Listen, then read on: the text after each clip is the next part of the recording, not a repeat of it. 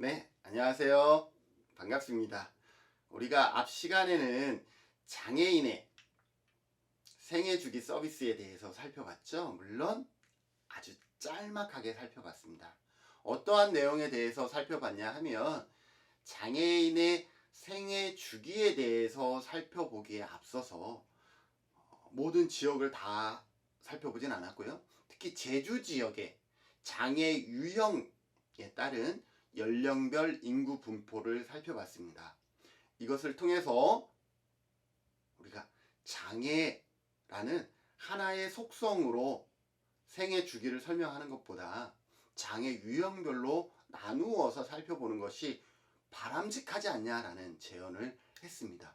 관련 동영상을 보시고 싶으면 바로 이전 동영상을 여러분들이 참고하시면 될 것 같습니다. 오늘은 그러한 내용을 감안해서 그것은 여러분들이 생각 속에 좀 저장해서 여러분들이 나중에 훌륭한 정치가가 되거나 훌륭한 교수님이 됐을 때 그러한 역량들을 좀 발휘해 줬으면 좋겠다라는 의견을 제시하고요. 이번 시간에는 생애 주기 특징과 그 특징에 따른 서비스에 대한 얘기들을 하려고 합니다. 우리가 앞 시간에도 학습했듯이 생애 주기라는 것은 사람이 출생, 태어나면서부터 사망에 이르기까지 전 과정을 의미하는 단어가 생애 주기이죠. 이 생애 주기에 대한 어떤 특징, 또 유형, 짓는 그러한 방법은 여러 학자들마다 달랐죠. 앞 시간에 우리가 프로이드에 대한 얘기들을 간단히 했지만 여러분들이 잘 아는 에릭슨의 경우도 다르고요. 미사의 경우도 다르고 이렇게 학자들에 따라서 어떠한 것을 기준으로 유형화하느냐에 따라서 상당히 다르게 설명되어지는 것을 알 수가 있습니다. 그럼에도 불구하고 우리가 아주 크게 공동적으로 얘기할 수 있는 것은 뭐냐 하면 영유아 시기, 그리고 학령기 시기, 성인기 시기, 그 다음에 노년기 시기, 이렇게 한 4가지 정도는 학자마다 유형이 다르더라도 그리고 그 유형에 붙인 명명한 이름은 다를지라도 전부 포함되고 있을 것이다 라는 거죠. 그래서 이번 시간에는 이 4가지로 유형화해서 같이 살펴보고자 합니다. 첫째, 생애 주기 특징에서 영유아 시기죠. 보통 영유아라고 하면 언제를 영유아라고 하나요? 네, 대부분의 학생들이 알고 계시겠죠? 0세에서부터 6세까지를 보통 영유아라고 하죠. 왜냐하면 다른 나라도 다 유사하겠지만 우리나라의 영유아 보육법이 있어요. 영유아 보육법에 보면 영유아를 어떻게 정의하고 있어요? 만 6세 미만 취약전 아동을 말한다라고 이렇게 정의되어지고 있어요. 우리가 다른 데 내용을 참조하는 것보다는 그래도 법을 참조하는 게 가장 적절하기 때문에 영유아 보육법에 의해서 영유아라 그러면 6세 미만의 취약전 아동이다 라고 보시면 되겠죠. 이 시기에 중요한 건 뭐겠어요? 네, 신뢰감을 주는 것, 그리고 자율성을 강화시켜 주는 것, 주도성을 확보할 수 있도록 우리가 배려해 주는 것, 이러한 부분들이 가장 중요하다라는 거죠. 장애가 있든 없든. 그래서 부모들은 어떠한 역할을 해야 하냐면 아이들에게 신뢰성을 준다라는, 여러분들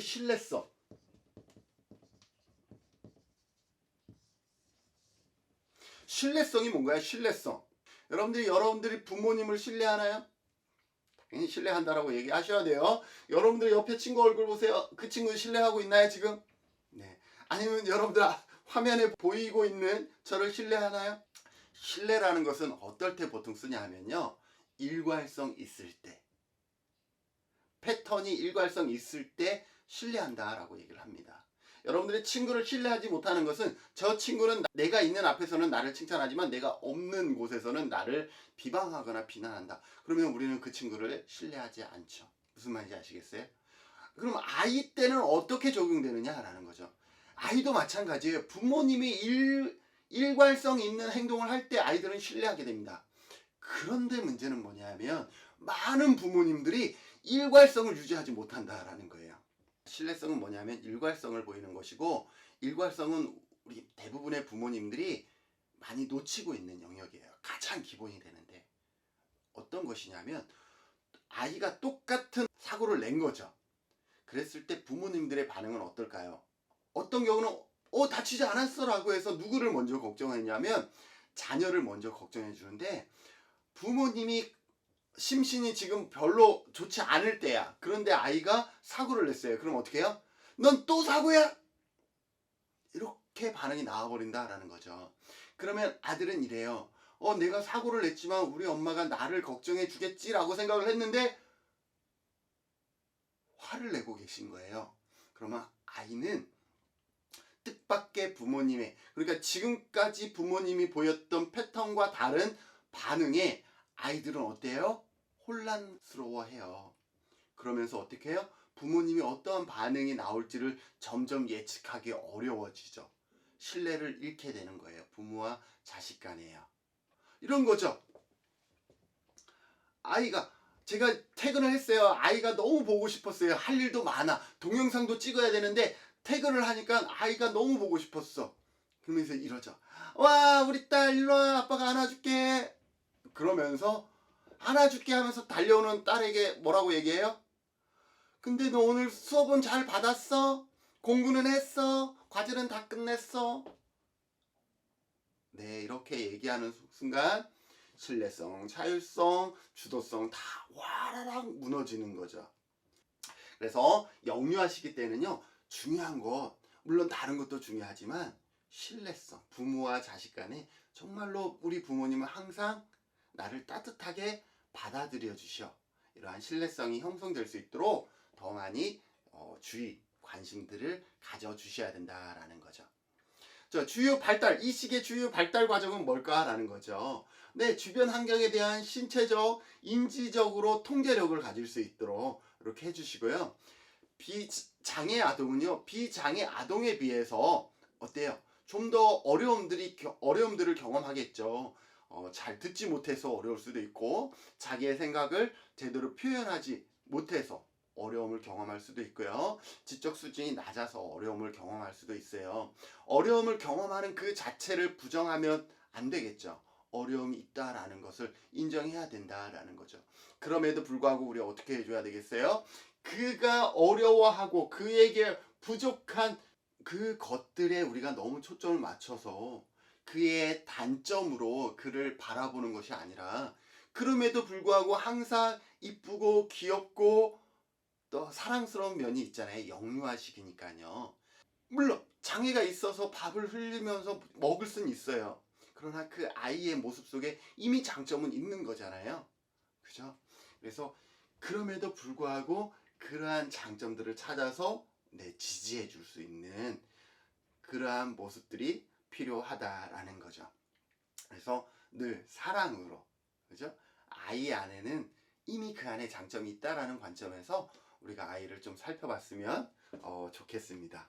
이때 장애아동 부모가 경험하는 그 삶의 모습 중에 이런 게 있어요. 부모가 장애아동을요, 지나치게 과잉 보호를 하면 장애아동이 주변 환경과 충분한 교류를 할 수 있을까요? 없을까요? 없게 돼요.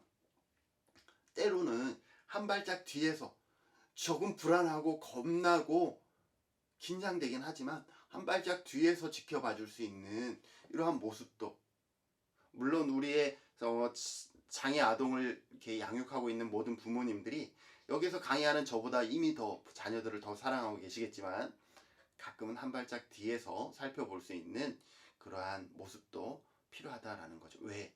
그래야만이 뭐예요? 환경과 충분한 접촉을 할 수 있는 기회들을 갖게 되니까요. 그래서 어렵지만 그러한 노력도 좀 필요하다라고 보시면 될 것 같고요. 그러한 체험과 경험들이 나이가 들면서 다 생활 속에 녹여 들어갈 수 있다라고 보시면 될 것 같습니다. 더불어서 장애 아동은 장애 치료를 위해서 행해지는 각종 치료 행위에 두려워하고 공포감을 느낄 수가 있어요. 너무 무리한 지나친 치료 행위는 장애 아동이 외부 환경들에 대한 일반적인 그러한 느낌과 감정이 전부 다 공포로 바뀔 수가 있으니까요.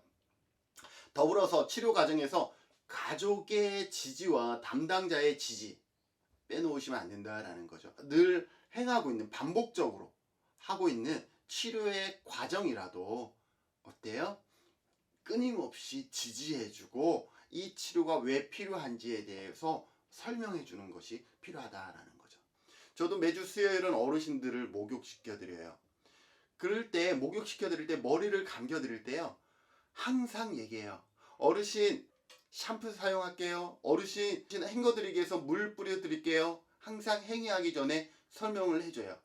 여러분들, 이거는 청결하기 위한 그런 어떤 단순한 설명이지만 장애 아동을 여러분들이 치료하고 또 양육할 때 반드시 어떤 행위 하나하나에 왜 이게 필요한지에 대해서 끊임없이 얘기해 주라는 거죠.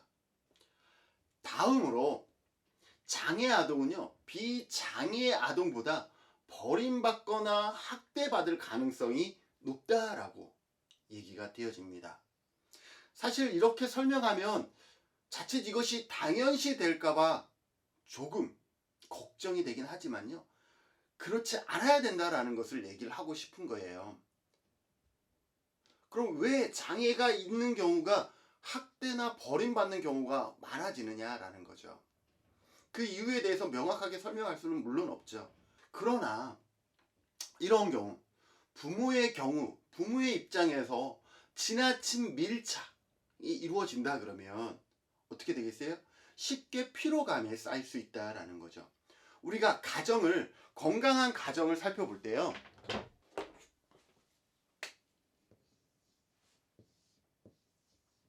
이 가정이 건강하냐, 이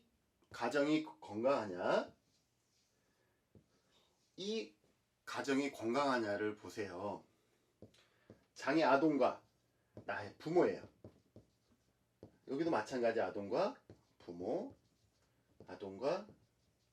부모예요. 여기에서요, 우리는 어떤 패턴을 가져야 되냐 하면,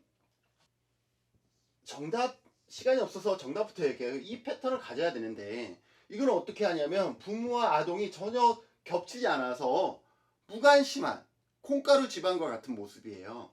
반면에 여러분들의 대답이 이 부모와 아동이 이렇게 겹치는 이것을 선택하는 경우도 있는데, 이것은 뭐냐 하면 마마보이와 같은 거예요. 마마보이. 뭐가 없어요? 자기 결정권이 하나도 없이 부모의 생각에 일반적으로 따라가거나 장애 아동의 생각에 일반적으로 따라가는 이러한 경우도 위험할 수 있다라는 거예요. 우리 부모님이 이 정도의 역할에서 지켜봐 주셨으면 좋을 것 같아요. 대부분의 장애 아동을 양육하고 있는 부모님은 이러한 관점이겠죠. 조금 더 밀착되어지잖아요. 그래서 조금은 약간 거리를 두서 나의 건강도 지키면서 나의 심리적인 건강, 신체적인 건강도 지키면서 바라볼 수 있는, 어려운 거 알아요. 그러나 그렇게 할 수 있는 어떤 리듬, 패턴을 빨리 만드셔야 된다라는 거죠. 그래야 좀 더 지속적으로 꾸준하게 아이에게 관심과 사랑을 줄 수 있다라고 얘기할 수가 있겠습니다.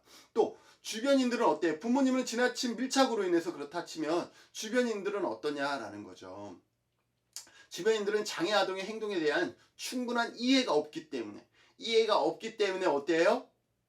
그것이 자기에 대한 부정이고 자기에 대한 반항, 친구인데 무슨 반항이에요. 그렇게 생각할 수 있다라는 거죠. 그래서 어떻게 해? 그러한 요인으로 인해서 버림받거나 학대로 이루어질 수 있는데, 그렇기 때문에 우리가 장애 아동을 양육하는 부모님은 조금 더 약간 거리를 둬서 본인의 건강을 지켜야만이 내가 지속적으로 지원해 줄 수 있다는 것을 좀 감안해 주시면 될 것 같고, 우리의 일반 친구들도 장애에 대한 관심, 이러한 부분들을 좀 가질 필요가 있다라는 거죠. 또 대부분의 가족과 주변 환경들은요, 장애 아동에게 낮은 기대감을 갖게 돼요. 그런데 끊임없이 얘기하지만 장애가 있다 그래서 그의 모든 능력에 장애가 있는 건 아니기 때문에 어때요? 장애가 있기 때문에 낮은 기대감을 가져야 된다라는 것이 당연시 된다? 그렇다라고 얘기할 수는 없는 거예요. 오히려 그러한 낮은 기대감으로 인해서 장애인들에게 늘 뭐만 만들어주는 거예요. 한계치만 설정해주고 있는 것은 아닌가, 이러한 고민도 같이 해봐야 된다라는 거죠. 부모님들은 장애 아동을 양육할 때 양가 감정을 갖기 쉬워요. 너무 낮은 기대감을 갖거나 아니면 너무 높은 기대감을 갖게 된다라는 거. 그렇게 되면 어떻게 되죠? 작은 행동의 변화에 아주 크게 반응하기도 하고, 또 그렇기 때문에 작은 실수에 크게 실망감을 갖기도 하잖아요. 그래서 너무 지나친 기대감도 불필요하지만, 못할 것이다 라는 너무 낮은 그런 어떤 기대감, 이것은 장애인의 성장과 발전을 우리가 억누르는 것과 같다라고 보시면 될 것 같습니다. 저도 장애인에 대한 이해를 하기 위해서 저는 어떤 방법을 썼냐면, 내 주변에, 물론 저희 어머니가 장애이기 때문에 장애 생활 주기에 대해서, 삶의 생활 주기에 대해서 남들보다는 더 잘 알고 있는 것 같아요. 그러나 장애 특성에 대해서 잘 몰랐잖아요. 특히 지적장애나 자폐장애를 잘 몰랐잖아요. 그래서 저는 그들을 이해하기 위해서 어떻게 했냐면, 인터넷에서 지적과 장애라는 단어를 치면서 영화를 검색해서 그 영화들을 다 봤었던 것 같아요. 그러면서 내가 보지 못했던, 우리가 생각했던 그것보다 훨씬 높은 수준의 그런 어떤 업적들을 봤습니다. 혹시 여러분들도 저와 비슷한 생각을 갖고 계시다 그러면 그러한 영화들을 살펴보는 것, 책을 살펴보는 것, 장애를 갖고 있지만 성공한 그런 분들의 삶의 모습을 살펴보는 것도 추천해 드리고 싶습니다. 네, 그래요. 영유아 시기는 가장 중요한 시기라 좀 상당히 많은 시간을 할애했고요. 이제 학령기입니다. 학령기는 학교라는 문화권 속에 이렇게 속하는 시기잖아요. 학습 능력을 강화시켜주는 시기. 미사라는 사람은 뭐라고 얘기를 했냐 하면, 본래의 교육적 이념을 희생하지 않고 장애 아동을 비장애 아동과 균형 있게 통합적으로 교육을 시키는 것, 이것이 필요하다라고 얘기를 합니다.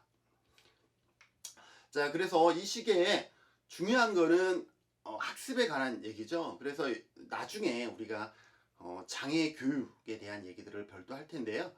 그래서 여러분들이 이 시간에는 장애인의 학습에 대한 것들도 여러분들이 좀 이해하고 가시면 좋을 것 같습니다. 우리나라에는 장애인 등에 대한 특수교육법이 있는데, 이 장애인 등에 대한 특수교육법, 그냥 특수교육법이라고 할게요. 약어로요. 자, 특수교육법에는 교육 대상자가 딱 정해져 있어요. 그래서 이 특수교육법에 의한 교육 대상자는 장애 유형에 의한 15개의 유형이 아니라 별도로 되어 있어요. 그래서 10개의 유형으로 유형화되어 있어요. 어떤 거냐 하면, 시각장애, 청각장애, 지적장애, 지체장애, 자폐성 장애. 여기는 같죠. 그런데 어떤 장애가 있냐면 정서행동장애가 있어. 정서행동장애. 그 다음에 의사소통장애도 있어요. 여러분들 의사소통장애, 의사소통도 장애, 특수교육에서는 의사소통도 특수교육 대상으로 되어 있어요. 그 다음에 학습장애. 다른 장애는 없는데 배우는 것이 상당히 지체되는 학생들 있죠. 학습장애라고 해서 특수교육 대상으로 하고 있다라는 거죠. 그 다음에 건강장애라고 있고, 발달, 지체, 이렇게 되어 있습니다. 하나, 둘, 셋, 넷, 다섯. 여기에 아까 뭐가 있었죠? 시각장애, 청각장애, 지적장애, 지체장애, 자폐장애, 이렇게 해서 총 10개 유형으로 유형화되어 있습니다. 그래서 이 10개 유형으로 전국의 특수 교육 대상자는 얼마냐 하면요, 특수학교에 다니는 친구가 26,000명 정도 되고요, 일반 학교의 특수학급과 통합학급에 다니는 친구들이 66,000명 정도 돼요. 그러니까 얼마예요? 9만 명 이상이 여기에 해당된다라고 보시면 될 것 같습니다. 그래서 자, 여기에서 길게, 이 나중에 학습할 거기 때문에 길게 설명하지 않는데, 여러분들은 특수학교에 가는 것이 바람직하다라고 생각하세요? 일반 학교의 특수 학급에 가는 게 바람직하다라고 생각하세요? 일반 학교의 통합 학급에 가는 게 바람직하다라고 생각하세요? 여러분들의 생각은 어떨지 모르겠어요. 대부분 이렇게 질문을 하면 당연히 일반 학교에 통합 학교에 가는 게 가장 좋죠 라고 대답을 해요. 그거는 어떻게 보면 우리가 그냥 통합적인 게 좋다라는 그런 어떤 전제 속에서 이루어지긴 하는데요. 혹시라도 적응하지 못하는 친구들이 있을 수 있잖아요. 그러한 친구들을 어떻게 늘 고려해야 된다라는 거죠. 특수학교와 특수학급의 장점들이 각각 있어요. 그러한 부분들을 우리가 너무 쉽게 통합이라는 단어, 약간 왜곡된 통합이라는 단어로 인해서 특수학교와 특수학급을 어떻게 할 수 있다? 상처 줄 수 있다라는 거. 그러면 안 된다라는 거예요.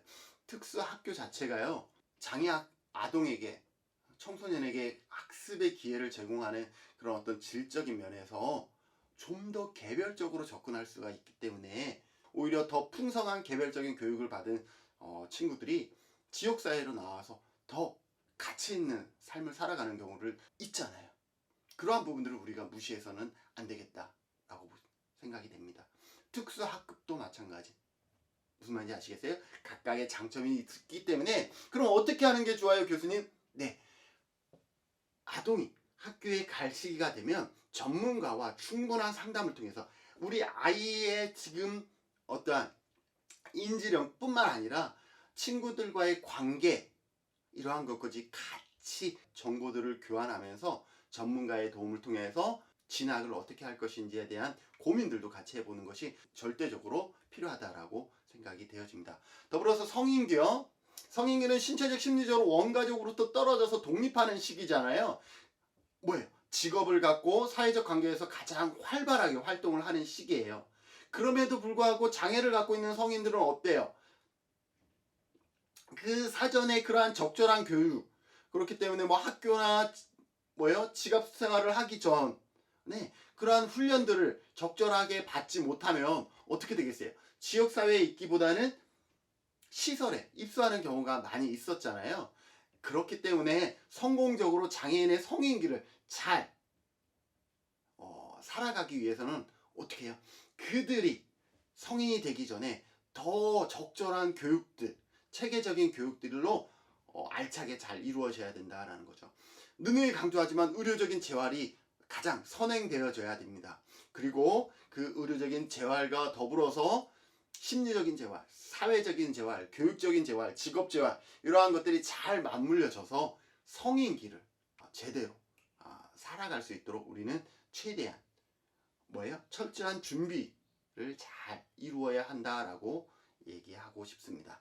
마지막으로 노년기 하고 마칠게요. 노년기는 장애로 인한 어려움과 노화로 인한 어려움, 이게 중복이 되는 거예요. 근데 여기에는 고령장애인이라고 하는데요. 고령장애인은 두 가지의 유형이 있어요. 하나는 뭐냐면 앞전에 계속 얘기했었던 것처럼 고령화된 장애인이에요. 이미 어떻게 되냐면 장애가 있었는데 나이가 65세가 돼서 이제 고령화가 된 거예요. 반면에 노화로 인한 장애인이 있는 거예요. 장애가 없다가 65세가 넘으면서 이제 노화로 인해서 신체적인 장애들을 경험하시는 분들이 있는 거죠. 두 경우에 뭐가 다르냐면 삶의 모습들이 달라요. 우린 이러한 부분들을 고려해 줘야 된다. 고령화된 장애인과 노화에 의한 장애, 여러분들 충분히 이해되시죠? 이 두 집단의 속성도 달라요. 고령화된 장애인은요, 이미 건강에 대한 어떤 불편함과 그러한 적극적인 노력들을 이미 하면서 노화에 65세의 나이에 직면했잖아요. 그래서 이분들은 건강에 대한 관심보다는 이미 이러한 부분들은 과거에 많이 노력했고 해결했고 자아 실현에 대한 관심들이 더 많아요. 내가 사회에 무엇을 기여할 수 있을까? 내가 무엇을 할 수 있을까에 관심이 더 많아요. 그렇기 때문에 우리가 그러한 부분에 좀 더 에너지를 쏟을 필요가 있고요. 노화에 의한 장애, 나이가 들면서 노화에 장애를 경험하게 되신 분들 있죠. 나이가 70이 됐더니 갑자기 앞이 안 보이거나 이러한 분들은 뭐에 관심이 더 많냐면 갑자기 보이다 안 보이니까 건강에 관심이 더 많은 거예요. 이분들은 자아 실현보다 어떻게 하면 건강을 회복할 수 있을까에 더 많은 에너지를 갖고 있는 분들이에요.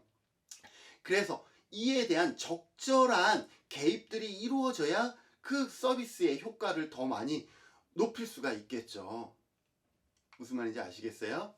그래서 지금 오늘은 아주 짧게 영유아 시기, 청년, 성인, 그 다음에 노년기 시대로 나누어서 그 장애의 특성을 살펴봤는데요. 여러분들 어느 한 영역에서든지 장애인의 장점을 살펴보고 그 장애인이 지금 무엇에 관심을 갖고 있는지, 문제와 욕구가 무엇인지 늘 관심 가져야 된다라는 거죠. 아이들에게는 신뢰감을, 학령기에는 그의 삶의 패턴에 맞는 배움의 길을 우리가 마련해 줄 수 있도록, 성인기에는 성인의 적절한 독립생활을 유지할 수 있는 준비들을 사전에 잘 갖출 수 있도록, 노년기에는 고령화된 노인이냐, 노화에 의한 고령화된 장애인이냐, 노화에 의한 장애인이냐를 우리가 좀 살펴보면서 그분들의 욕구, 바람이 무엇인지에 대한 이해, 이러한 부분들이 필요하다라고 생각이 되어집니다. 여러분들도 충분히 공감하시나요? 그래서 오늘 이 시간은 여기까지 학습하는 것으로 하고 다음 시간에 이어서 학습하겠습니다. 수고하셨습니다.